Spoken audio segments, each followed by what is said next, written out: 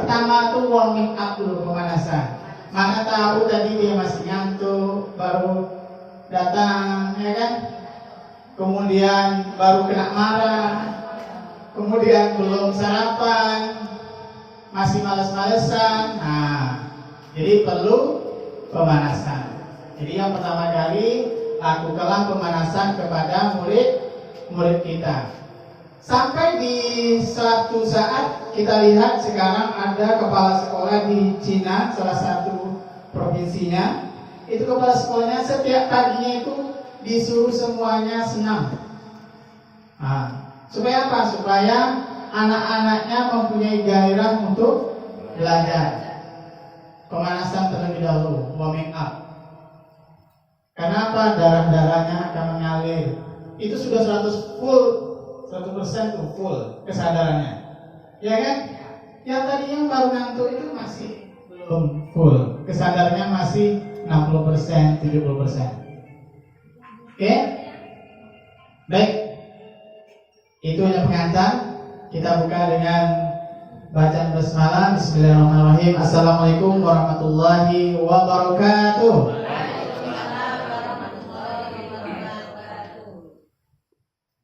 Yang kami hormati Ibu Kepala Sekolah SD Negeri 030 Rawasekip 3, yang makin cantik aja.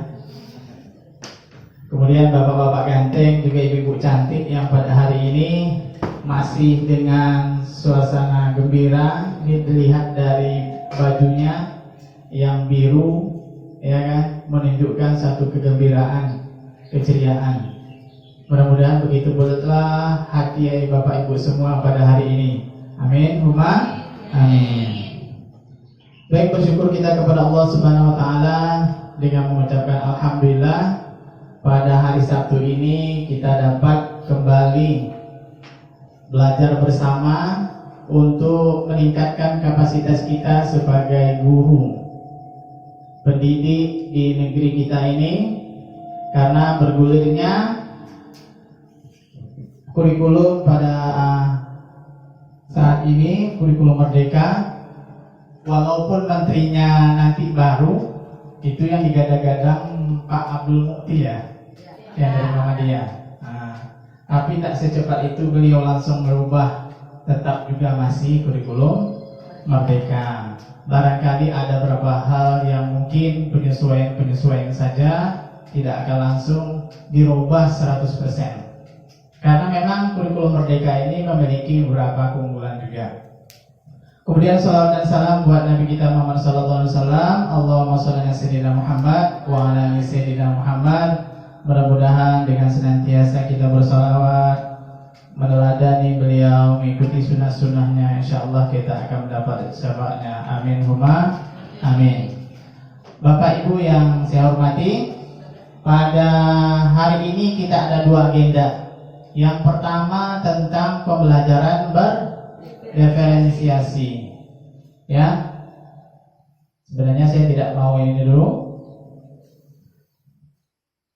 Yang saya ajar ini bukan murid lagi yang harus disuapi. Nah, gitu. Sekarang kita harus pakai metode PBL. Apa itu? Yang PBG siapa? Yang mantan siap PBG? Problem based learning. Problem based learning. Jadi salah satu sertifikat saya Bapak Ibu adalah saya sebagai pelatih provinsi. Kalau untuk guru agama itu pelatih provinsi di bidang pedagogik 2. Itu tentang metode pembelajaran. Sekarang kita akan sambil menerapkan PBL. Bapak Ibu nanti bisa diterapkan di kelas, ya. Yang pertama sekali kita akan belajar tentang pembelajaran berdiferensiasi.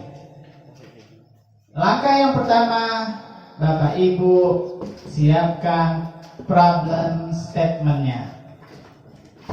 Apa itu? Masalah yang akan kita jawab. Silahkan Bapak Ibu buat satu pertanyaan tentang pembelajaran berdiferensiasi. Apa yang ingin diketahui dari pembelajaran berdiferensiasi? Silakan, saya kasih waktu 1 menit. Satu orang satu. Ditulis dulu Pak. Untuk baru kita rangkum. Jadi PBL itu kita buat dulu problem statementnya.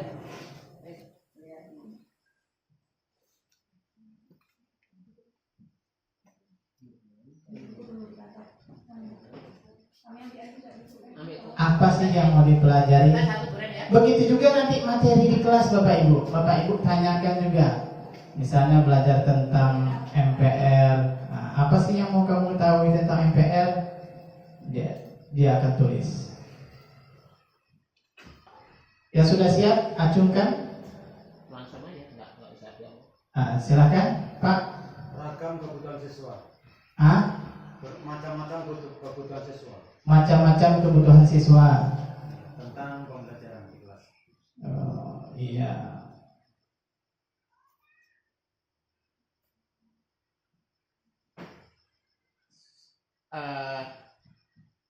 Caranya menghadapi salah satu siswa kelas 4 yang tidak bisa membaca. Itu. Pembelajaran ya. Pembelajaran murid Kelas 4 belum bisa membaca.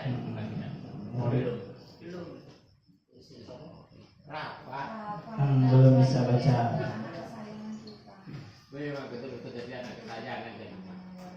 Oke. Iya Pak. Dia lagi. Faktor apa yang menjadi pertimbangan dalam pembelajaran diferensiasi? Per- Faktor apa saja? Pertimbangannya. Oke, Pak Rustam. Cara menghadapi kemampuan siswa yang beragam, Pak. Apanya yang beragam? Kemampuan Kemampuan. daya belajarnya itu, Pak. Kemampuan beragam. Oke. Bagaimana cara penerapan pembelajaran berdiferensiasi di dalam kelas? Bagaimana penerapannya? Ya itu yang mau kita. Penerapan di kelas. Yang kita itu masalah ini. Oke. Apalagi? Bagaimana metode pembelajaran tentang anak yang belum bisa membaca? Nah, itu tadi. Ini nih untuk yang semuanya belum bisa baca atau salah satu aja? Satu Pak. Salah satu berarti sama ya. Udah?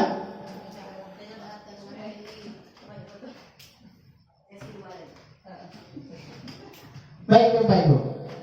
Ini sudah kita rumuskan pertanyaannya. Yang akan kita jawab dan akan kita pahami apa sih sebenarnya pembelajaran berdiferensiasi itu.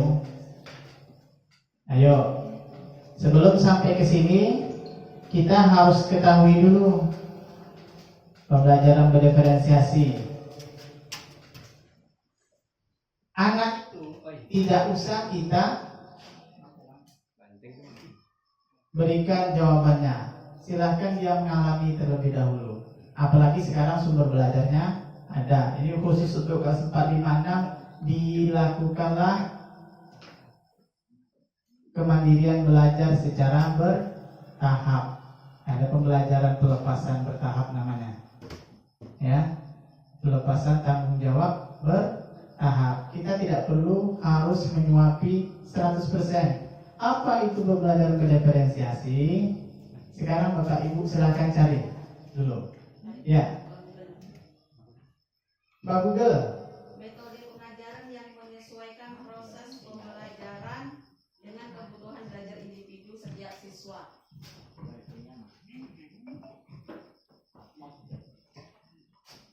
Pembelajaran berdiferensiasi adalah metode pengajaran yang menyesuaikan proses pembelajaran dengan kebutuhan belajar individu setiap siswa. Berarti intinya menyesuaikan kebutuhan setiap siswa. Jadi pertama kebutuhan. Masih ada kita kira-kira yang kurang?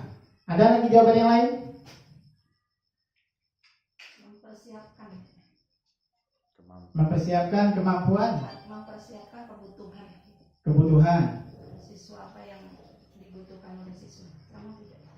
yang dibutuhkan. Itu masih satu kebutuhan. Selanjutnya apa Bapak Ibu? Silakan.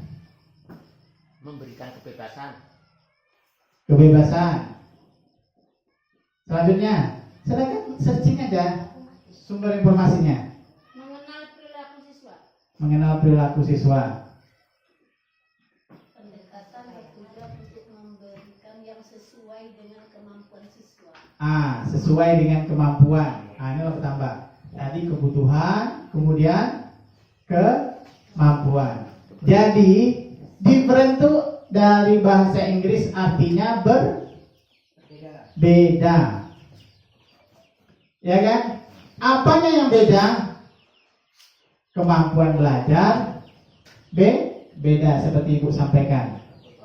Kemudian kalau kemampuannya berbeda berarti kebutuhannya juga berbeda. Bagaimana cara kita akan melaksanakan pembelajaran dengan kemampuan dan kebutuhan peserta didik tersebut yang berbeda. Sekarang macam ini. Ada yang suka ayam, ada yang suka makan ikan, ada yang suka makan daging. Jadi kalau Bapak jualan, jadi apa yang dipersiapkan seorang koki? Mempersiapkan Bahannya yang berbeda-beda. yang berbeda. Mempersiapkan ikan, mempersiapkan ayam, mempersiapkan daging. Betul? Betul. Berarti intinya dari kita berdiferensiasi itu berarti apa yang dilakukan guru? Mempersiapkan kebutuhan. Mengelompokkan siswa sesuai dengan kemampuannya. Mengelompokkan siswa sesuai dengan kemampuannya. Menerima materi. Kemudian Pemberian tugas yang berbeda. berarti apa? Mempersiapkan Metodenya gimana? mempersiapkan materi. Ya, ya. Kalau berbaca macam itu berarti berbeda-beda berarti itu dia. Intinya itu Bapak Ibu. Kalau kebutuhannya beda, kesukaannya beda, maka kita juga harus menyediakan yang bervariasi. Ya tak? Nah, kalau jual ayam goreng aja takkan ada.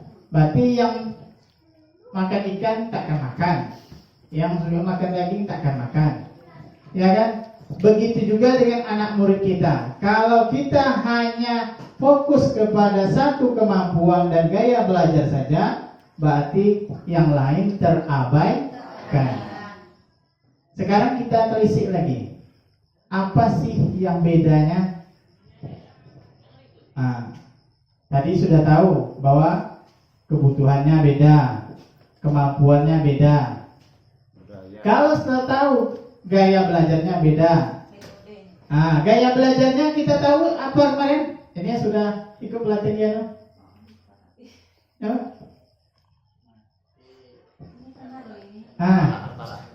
Gaya belajar anak ada 3 macam katanya. Apa? Yang satu pakai itu. Pakai apa? Pakai itu. Pakai ini apa? Makan. Visual. Kemudian Audio. auditory. Yang ketiga Kinestetik. kinestetis. Ya kan? Gaya belajar anak katanya ada 3 macam Pak. Ada yang cenderung kepada visual, ada yang cenderung kepada auditory, ada yang cenderung kepada kinestetis atau gerakan. Jadi guru bagaimana? Dalam pembelajarannya harus ada ketiga-tiganya. Apakah langsung dikelompokkan seperti itu, Pak? Tidak. Tak perlu. Yang visual di sini, yang auditory di tengah, yang kinestetis di samping, semuanya.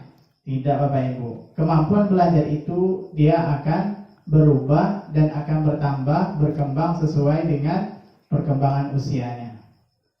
Tidak kan ada orang hanya belajar visual aja, betul tak Pak? Auditori saja, betul tidak? Kinestetis juga. Tapi dalam awal-awal memang anak-anak itu memang lebih cenderung pada satu dari yang tiga ini. Maka apa yang dilakukan? Berarti kita dalam pelaksanaan praktek mengajarnya harus menggunakan ketiga-tiganya. Medianya juga begitu, harus menggunakan ketiga-tiganya. Nah, jangan hanya tulisan aja media pembelajarannya. Itu hanya akan tergambar bagi orang yang visual, tanpa ada suaranya, tanpa ada penjelasan. Ya, bayangkan Bapak Ibu, saya mengajar pengertian puasa itu pakai ketiga-tiganya. Visual, auditori, kinestetis. Contohnya pengertian puasa. Puasa artinya apa? Menahan. Itu kalau menurut bahasa gampang dia menahan. Tapi kalau sudah menghafal tentang istilah, bagaimana? Terpaksa kita pakai gerakan. Semuanya berdiri. Diri. Menahan, tahan perutnya. Kalau lapar kita pegang perut. Menahan diri dari makan. Makan gimana? Makan, minum, dan hal-hal yang membatalkan. Mulai terbit fajar di mana nak? Timur. Dari terbit fajar sampai terbenam matahari. Ditunjuk Pak, timur sampai baratnya. Itu yang saya lakukan. Jadi dia kesannya lebih kuat karena dia tahu tadi apa pengertian puasa. Menahan diri dari makan, minum, dan hal-hal yang membatalkan mulai dari terbit fajar sampai terbenam matahari. Tergambar dia artinya itu. Dia menghafal pengertian tadi itu karena dia langsung, itu yang kinestetis tadi. Langsung yang visual tadi, dia melihat gerakan kita. Dia mendengar ucapan kita. Jadi ketiga-tiganya tergambar Bapak Ibu. Ya, jadi variasi yang ketiga-tiganya ada. Jangan salah satu aja. Mulai dari metode sampai kepada medianya harus ada ketiga-tiganya. Ya. Yang ini disebutkan nomor 1, macam-macam kebutuhan siswa. Kebutuhan siswa sesuai dengan gaya belajarnya, Bapak Ibu. Ya Pak ya. Kebutuhannya apa? Kemudian yang kedua, pembelajaran murid yang belum bisa baca. Ini nanti di terakhir saja. Ketiga, faktor pertimbangan. Faktor pertimbangan kita melaksanakan pembelajaran berdiferensiasi. Pertimbangan itu tadi, karena faktornya siswa kita berbeda. Beda kebutuhan, beda kemampuan dalam menyerap pembelajaran. Ya. Kemudian kemampuan beragam. Nah, ini jelas. Sudah terjawab ya? Bagaimana penerapan di kelas? Itu tadi. Bagaimana penerapan di kelas? Ada 2. Pertama, kita variasikan 3 hal. Yang pertama adalah konten. Kalau Mbak masuk ke sini.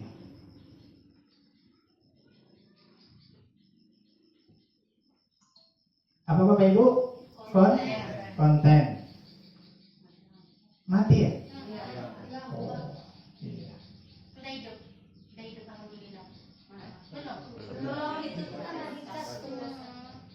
Jadi strategi penerapan di kelas itu ada 3. Kita variasikan mulai dari kontennya. Konten itu artinya apa? Materinya Bapak Ibu. Materi pembelajaran tersebut kita variasikan. Pak, maksudnya gimana? Dari capaian pembelajarannya kita variasikan. Sebutkan contoh satu materi Pak Ipan yang Bapak ajar kelas berapa? Kelas 3 sampai kelas 6. Materi apa yang Bapak apa? Ingat.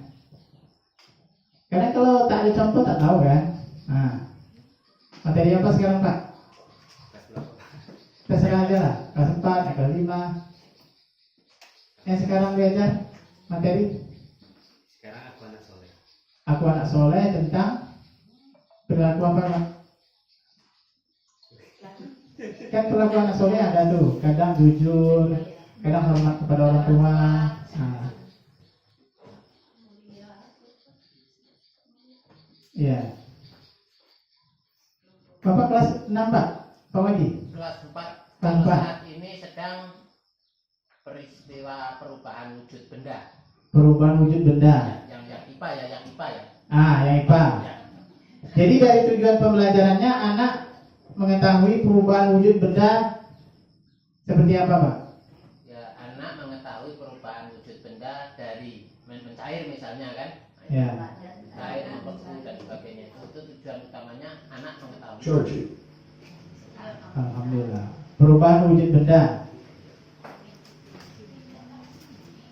Jadi perubahan wujud benda ini Bapak Ibu, salah satu contoh materinya perubahan wujud benda. Bagaimana memvariasikan konten ini juga berkaitan erat dengan awal yang dilakukan ialah asesmen awal atau asesmen diagnostik. Nah, diagnostik ya. Biasanya kita ngajar guru atau kita ngajar murid sama saja, baik yang sudah paham ataupun yang belum paham. Jadi apakah kita sudah melakukan asesmen awalnya tidak terhadap hal itu? Jadi hal itu harus yang pertama kali kita lakukan Bapak Ibu. Asesmen awal dulu, kita tes dulu dia. Bapak sudah lakukan Pak? Sudah tahu kan? Anak sudah melakukan, Bapak sudah lakukan tes awalnya. Biasanya kita akan perubahan wujud benda. Anak-anak itu tidak bisa langsung mengertikan artinya atau definisinya, tapi anak itu langsung, kalau kita tes awal itu dia memberikan jawaban itu langsung contoh. Ya. Contoh, apa yang dimaksud mencair? Es Pak, gitu langsung dia Ya. tidak bisa mendefinisikan apa itu mencair, itu langsung tidak ke sana gitu. Oke, ya. Udah dicoba sih. Berarti anak setidaknya pun sudah punya pengetahuan itu dari pengalaman kehidupannya sehari-hari. Oke. Berarti lebih gampang kan? Jadi Bapak pada saat asesmen awal, contoh yang mencair apa? Es katanya. Apalagi? Salju. Kemudian yang membeku. Es juga contoh. Dari air jadi es. Dari air jadi salju. Kemudian apa Pak? Garam itu mengkristal. Ya. Itu dia Pak Ibu. Bagi anak yang pemahaman yang sama gampang, tapi kalau ada yang beda, disitulah nanti kita variasikan dia. Bimbingan khusus. Kalau Bapak wajib mengajar anak yang belum bisa baca tadi, ini dia. Kompetensinya kan dia paham tentang perubahan wujud benda. Jadi Bapak jangan suruh dia baca. Jadi saat materi itu dia harus mendengarkan tentang perubahan wujud benda yang dibaca oleh temannya. Kita tidak menuntut dia kompetensi membaca saat itu. Yang penting dia paham. Ya. Maka kita masuk variasi yang kedua. Pertama konten tadi, yang kedua proses. Proses pembelajarannya, anak yang tidak bisa baca jangan disuruh baca. Berarti dia mendengarkan. Ya Bu ya? Kalau dibaca nanti suruh salah satu temannya. Nanti baru kita berikan penjelasan dalam proses mengajarnya. Oke? Kemudian variasi yang ketiga, 1 konten, 2 proses, 3 adalah produk. Produk itu artinya asesmennya Bu, Pak. Bukti dia sudah paham tentang perubahan wujud benda tadi. Apa buktinya? Dia bisa menjawab soal, kata Pak Waji kan? Buktinya dia bisa menjawab soal. Kalau dia tidak bisa baca, maka tesnya tertulis apa lisan? Lisan. Makanya variasi kepada anak yang tidak bisa baca, Bu, jangan tes tertulis. Maka berbeda dia tes di lisan. Kadang dia tahu, Pak, Bu. Cuman saja dia tidak bisa mengungkapkan dengan tulisan. Dia belum bisa menulisnya. Saya jumpai waktu saya jadi guru juga gitu, Pak Rustam, sama aja. Ada juga anak satu-satunya tak bisa. Satu, saya bilang, saat kertas ujian kita kasih atau kertas ulangan, malaikat yang menjaga neraka tak tahu Bu, tulisannya, tak hapus ditulis dia. Karena dia tidak bisa baca. Macam mana nak jawab? Sudah tuh nak menulis pun dia tak tentu apa yang mau ditulis. Akhirnya kosong atau coret-coret aja. Akhirnya dites lisan kan. Malaikat yang menjaga neraka apa nak? Malik, Pak. Tahu dia, Pak. Dia bisa paham mengikuti pelajaran, hanya saja tidak bisa secara tertulis. Itu yang pertama untuk anak yang memang betul-betul tak bisa. Kadang yang kedua, yang setengah bisa, bacanya agak lambat. Dia bisa baca tapi lambat. Jadi kalau soal Bapak kasih 10, dia bisa ngerjakan 5 atau 6. Nanti kawannya lain 10 siap, dia 5 baru atau 6. Maka variasi terhadap kita melaksanakan asesmen evaluasi juga gitu. 5 saja yang tertulis, selebihnya kita lisankan biar sama waktunya habis sama. Jadi utamakan dulu yang tidak bisa baca tadi, kita terlisan dulu. Yang lain kawannya gitu.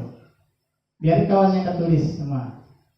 Nah, jadi Bapak Ibu, kalau untuk anak-anak seperti itu jangan diberikan soal tertulis. Ya. Jawabnya juga lisan. Soal lisan itu kita tetap ada tertulis, cuma kita lisankan. Ya. Ya. Ya. Supaya tidak kelihatan minder, kita menjaga harga dirinya lah. Nanti jangan saat ujian jawab pula tak dikasih soal. Karena ada 20 siswa nih kan. Nah, 20 siswa. Nanti satunya tak bisa baca nih. Tak dikasih soal apa ya ada bukunya. Kopi perbanyak tuh 19 lembar aja, tak usah 20, 19 aja. Kawan tuh tak pandai. Kawan tuh tak pandai. Cuman itu tadi, itu untuk menjaga dia aja kan. Nah, nanti dia tak dapat kertas, apalah kata dia nih. Nah, ya, setidak-tidaknya kita di jawaban dia itu nanti kita suruh dia menyilangnya. Yang A-nya disuruh nyilang, yang B-nya, yang C-nya dia nyilang sendiri. Walaupun soalnya lisan dengan kita. Berarti walaupun dia tak ditulis, dia di kertas jawaban tuh, yang penting dia menjawab secara lisan tuh lah ada nilai-nilainya. Berarti dia akan tuntas kan kalau begitu. Nah, itu Bapak Ibu. Tetap naik kelas lah intinya gitu. Iya.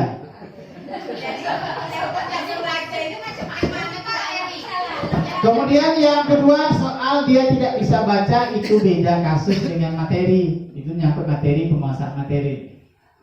Kalau kompetensi lulusan, kita ada namanya standar kelulusan. Standar kelulusan itu Bapak Ibu adalah kesepakatan pihak sekolah untuk menentukan naik kelas, kelulusan, itu harus dibuatkan syaratnya sendiri. Kalau memang syaratnya harus pandai baca tulis menjelang dia tamat, berarti baru bisa kita luluskan. Nah, tak apa-apa, tak lulus, tak masalah. Tapi jangan sampai di kelas 6 pula. Ditinggalkanlah di kelas sebelumnya. Bila perlu di tenggat kelas 4 Karena kelas 5 kan ada MBK. Iya, kelas 4 ya. Nah, paling mentok itu kelas 4, Bapak Ibu. Jangan masuk ke fase C lagi. Seandainya nih Pak di kelas 4 tuh udah sekali gitu. Gimana Iya, tuh, Pak? Besoknya lagi pun sudah usaha, bukan tidak satu orang saja, bukan guru Yang ini kelas sampai saja, semuanya. yang ini sampai ikut tangan Kak. Ya, tidak bisa juga. Ada namanya Bukan bahkan atau gimana? Jadi kan kriteria kelulusan itu kan dari kita, Bapak Ibu. Harus bisa baca. Kemudian kalau tidak bisa baca, nanti berapa tahun kita kasih waktu. Misalnya tidak naik kelas 1 kali dalam setiap tingkatnya. Seperti itu kan? Dalam aturan kita nih kita buat biar tahu dibaca itu tuh harus tertulis dan kita nggak sampaikan kepada orang tua. Bu, dia kalau tidak bisa tidak bisa baca tulis, ini dia akan 3 kelas di setiap jenjangnya, setiap kelasnya 1 tahun. Kemudian, memang sudah kita lakukan itu problema semua nih. Maka akan dijumpai di SMP itu yang jadi masalahnya itu kan cuma 1 orang. Kalau yang kasus kemarin itu jumpa SMP itu banyak yang tidak bisa baca, itu berarti kan lebih dari 1 kasusnya itu. Kalaupun dia nanti diluluskan pas kelas 6-nya itu dibuat catatan. Ada catatan tersendiri. Ya Bapak Ibu, yang penting ini harus dikomunikasikan dengan orang tua. Pak, anak bapak, anak ibu sudah kami ajar nih di kelas 4, dia sudah berapa kali kami tinggalkan kelas supaya tetap mengikutinya, tapi ternyata masih belum bisa. Syarat kelulusannya memang harus bisa baca, bisa tulis. Tapi karena inilah melewati batas waktu yang ditentukan, sama dengan kita kuliah, kalau sudah 12 semester itu di DO. Ya kan? Kita juga ada batasnya Bapak Ibu. Tapi batas-batas itu juga harus dikomunikasikan. Kemudian memang sudah ada upaya-upaya yang kita lakukan. Sudah les privat, sudah bimbingan khusus sama gurunya. Itu tadi, yang sebab pertamanya itu ya seperti yang saya sampaikan kemarin, kita ini masih minim terhadap siswa yang berkebutuhan khusus seperti itu. Anak yang tidak bisa baca itu kadang bukan dianya yang dia mungkin ada kebutuhan khusus. Contoh diseleksia, kata saya. Diseleksia ini pernah tak guru kelas 1, guru kelas 2, guru kelas rendah itu paham tentang diseleksia? Kebutuhan-kebutuhan khusus anak-anak yang tidak bisa baca itu ternyata dia bukan tidak bisa baca, hanya saja dia perlu penanganan tersendiri. Sudah Pak Eri, kami dari 30-nya ada anak kelas 4 tuh sendiri, kami ajar di pustaka.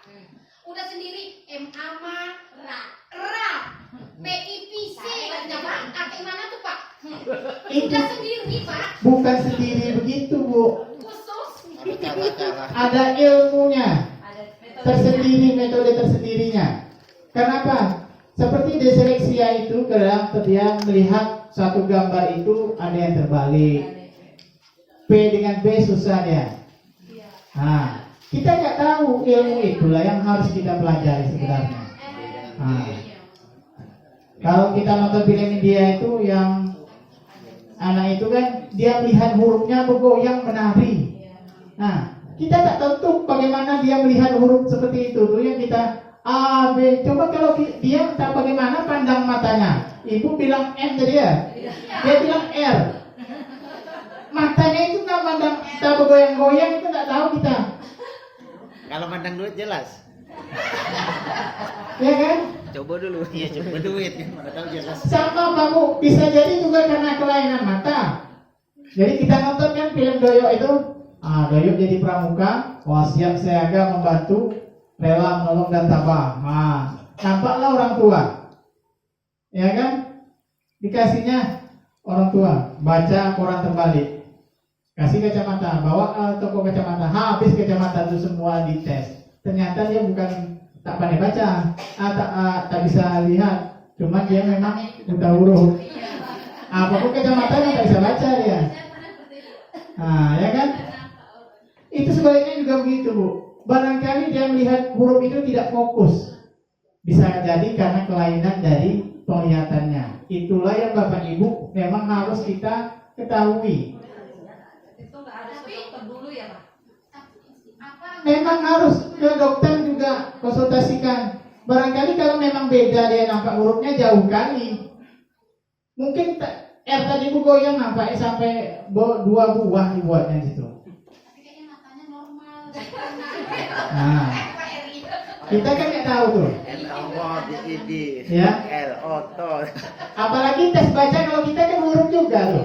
Kalau di tempat optik, huruf aja dia tak tahu gimana, susah juga kan. Nah, makanya memang ada perlu kombinasi seperti itu Bapak Ibu.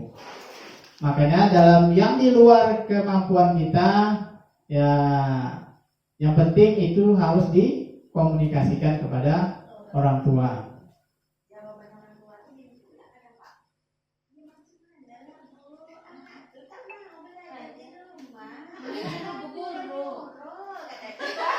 Kadang yang susah gini Pak, kita konsultasi, Iya. Pak. Kadang susah gini, kita konsultasi ke orang tua, bukan kita dapat jawaban, malah timbul rasa kecewa pula gitu, karena orang tua lebih memikirkan ekonomi daripada anak gitu kan. Tidak mendukung. Seolah-olah anak dia itu dilepas sekolah ini berkurang beban dia, amal gitu lah orang tua tuh. Di situlah kita harus pandai-pandai nyentuh. Kasihan kan Bu, tanggung jawab dia terhadap anak. Ibu sayang tak dengan anaknya gitu. Kadang Bu masih Iya. sama ya. Udah seperti itu masih ada yang sama. Ya begitu Bapak Ibu. Jadi perhatian, kemudian daya support dari orang tua memang berbeda-beda. Nah, ya. Mudah-mudahan Bapak Ibu yang terus mensupport anak muridnya itu, disitulah limpahan pahala dari Allah Subhanahu Wa Taala. Ya, jadi 3 variasinya, variasi konten, proses, produk. Jadi kalau anak tadi berbeda, maka bedakan dia. Bedakan mulai dari kontennya, mulai dari proses belajarnya tadi sampai cara kita menilai, ngambil nilainya, produknya. Termasuk kalau dalam produknya dia lebih gampang menyampaikan secara lisan. Ada yang bisa melalui gambar, ya silahkan. Ya, itu kita tidak menutup kemungkinan kepada peserta didik kita. Yang penting kita sudah dapat melihat bukti dia tercapai dari tujuan pembelajaran. Jangan terlalu kaku. Jadi intinya variasikan saja, karena kebutuhan murid kita berbeda. Apalagi olahraga. Siapa ngajar olahraga Pak? Olahraga. Olahraga itu lebih banyak praktik daripada teori. YWK. Kalau kita bandingkan nanti Lionel Messi sama Ronaldo dites tentang sepak bola, nilai teorinya belum tentu dapat 100 tuh. Ya kan? Tapi kalau prakteknya, dia dapat 100. Karena lebih kepada kinestetisnya dia nilainya. Maka topik-topik tertentu, kompetensi-kompetensi tertentu sesuaikan dengan jenis penilaiannya. Kalau memang praktek lebih dominan praktek. Contoh kayak membaca Al-Quran, ya Pak. Ya, itu prakteknya. Kalau fikih ambil prakteknya lebih banyak. Jadi kalau perbandingan porsinya, kalau mau ambil teori juga, perbandingan porsi praktek itu lebih banyak. Karena tergantung daripada kata kerja di tujuan pembelajaran. Oke? Sampai sini ada pertanyaan? Pembelajaran bereferensiasi?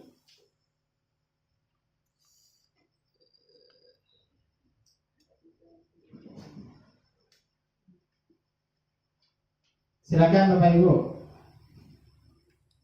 Yang tadi